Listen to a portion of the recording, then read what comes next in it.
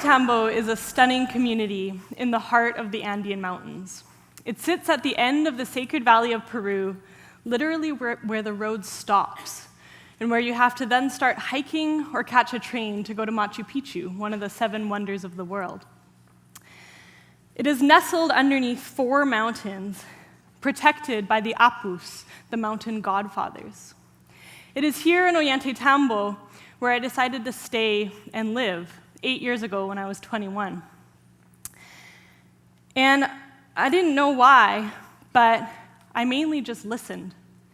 And I met women who were single-handedly keeping their culture alive through the amazing art of the textile. This tradition dates back centuries and has been passed down generation after generation orally.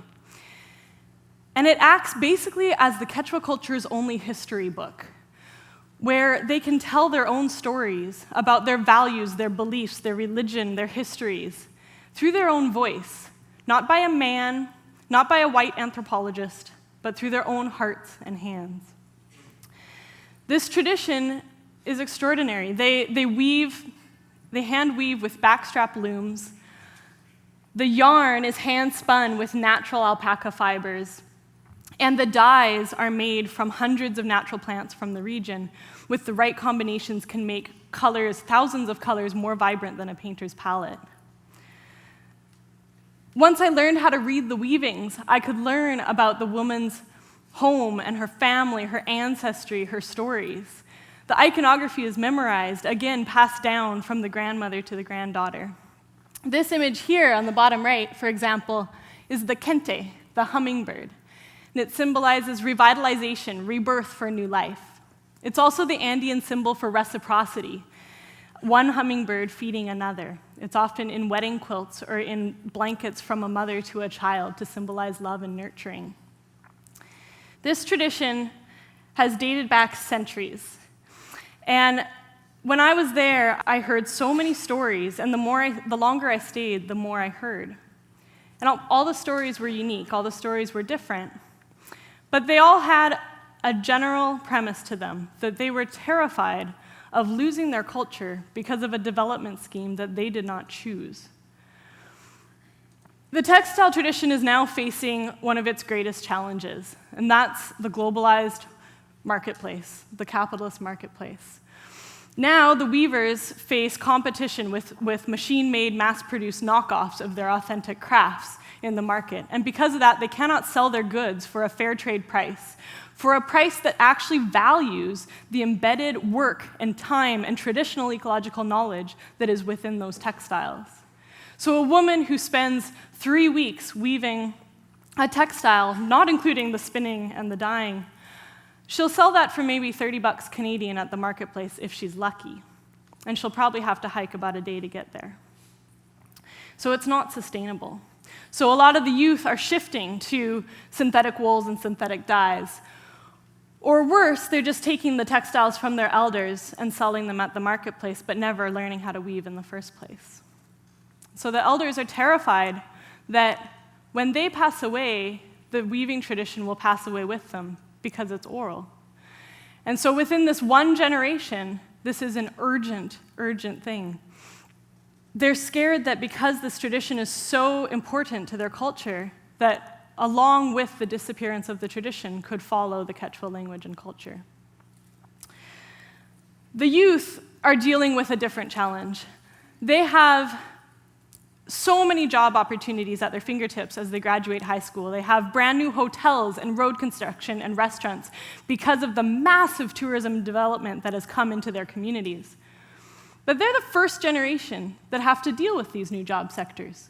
So because of that, they don't have teachers or parents who can act as role models to teach them the skills they need to be employed in these new jobs.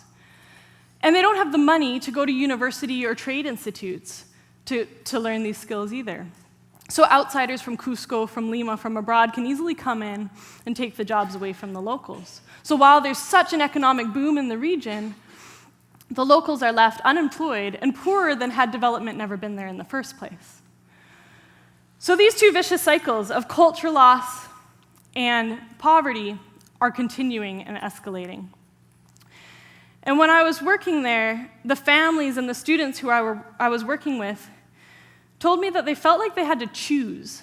They had to choose between keeping their culture alive or developing economically, but that they couldn't have both. Before I left in 2006, they asked me if I could help them figure out a way so that they no longer had to choose. They wanted me to help them figure out how to develop economically in a way that still nurtured and protected their culture. And so, my naive 21-year-old self embarked on what I thought was a very small community project, but which quickly turned into what is now my life's work. I accidentally, or perhaps purposely, founded what is now Moscoy, which means dream in Quechua. And it's an international charitable organization that aims to flip those vicious cycles. We offer fair trade marketplaces for indigenous weavers who truly want to keep the textiles alive for their art and culture, more than just for a monetary exchange between local and tourist.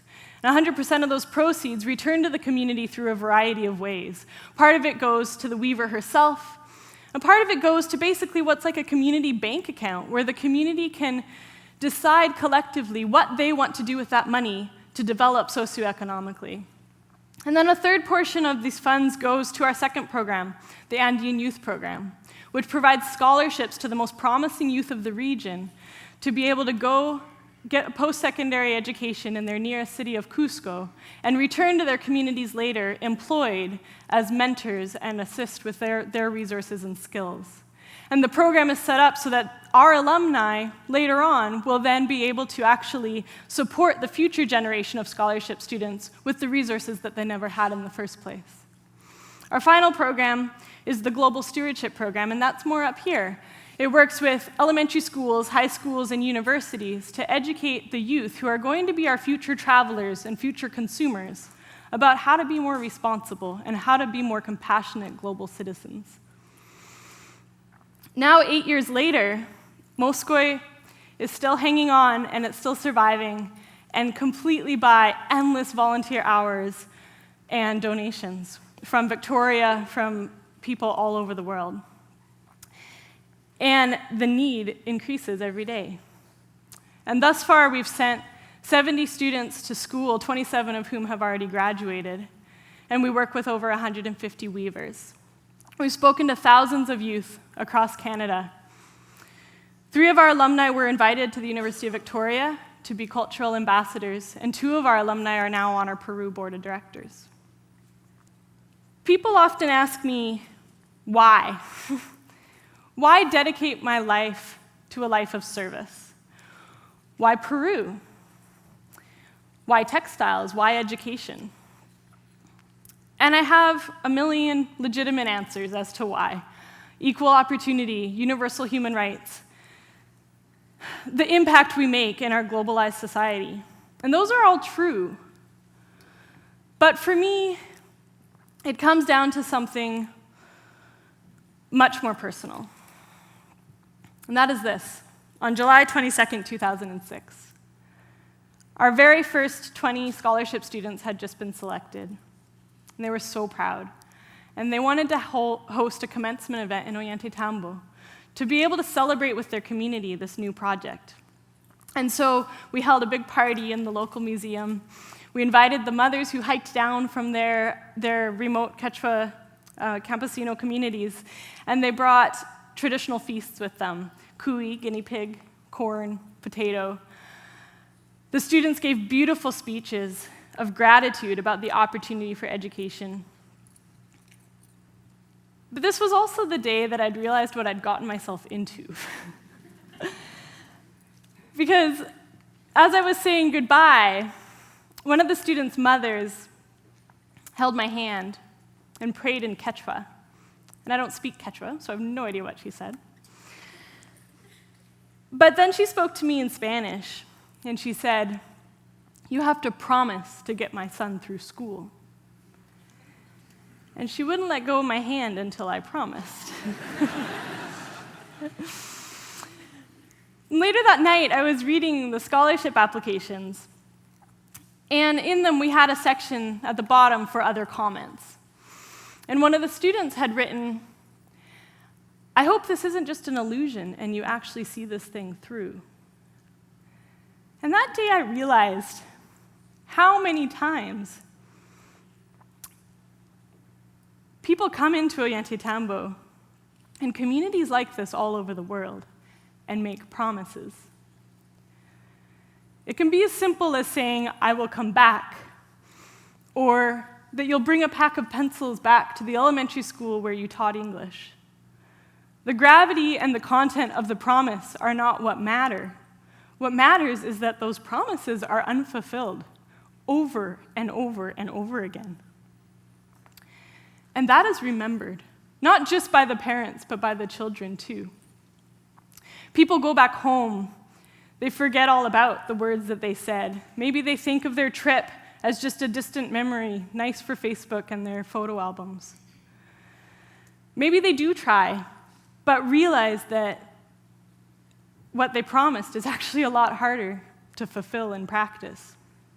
Whatever the reason, they don't come back, and these promises are not fulfilled. And this pattern that has been going on for decades has caused incredible distrust in this community and an incredible disillusionment about any change for a future and lack of hope for any positive impact that is going to come from the tourism and development that are inundating their communities.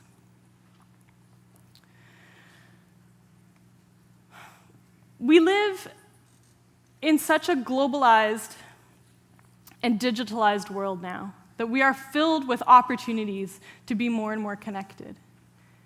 We can actually break down the artificial borders that are separating us.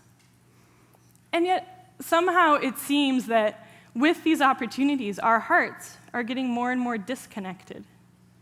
We forget that our words matter. We forget that people remember what we say.